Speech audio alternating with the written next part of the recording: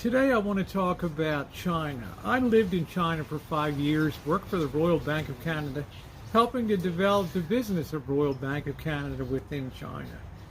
I speak fluent Chinese. It was a heck of a cool situation, and it was a great 5 years, and I came away with a lot of love for the Chinese people. But I had some difficulties with Chinese leadership.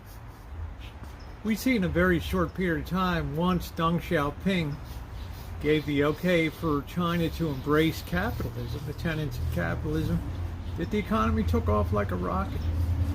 People's standard of living was lifted. The average lifespan almost doubled within China, and it was a great success. But China, and what traps China in a future which may be bleak, is they've never been able to ideologically say communism is a mistake as a tenet of governance, as a tenet of the political system. It fails. Because that all it does truly produce is equal misery of all. But to turn your back on communism within China would be to say that your equivalent of George Washington, Deng Xiaoping, no, Mao Zedong, was not correct in his thoughts and in his reasoning, and it's something that China will never do. And hence, it's what's putting it at tremendous risk to not realize the future that would naturally occur within the capitalist system.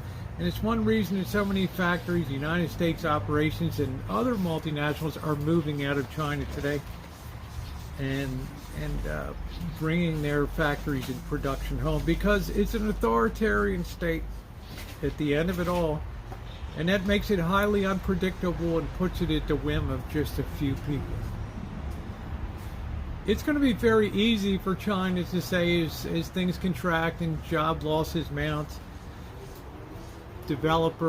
property developers go bankrupt, banks fail with billions of dollars to deposit. They're going to need somebody to blame, and they're going to blame capitalism. The people like Jack Ma's of Alibaba, the high fashion mukti-mucks of Shanghai and other places that have lived high off the hog at the expense of the Chinese people. And it's going to be payback time, and there's going to be another Chinese cultural revolution. You can bet on it. If it's anything that stands in the way of China and a more prosperous future still, it's the inability of China to throw off communism once and for all.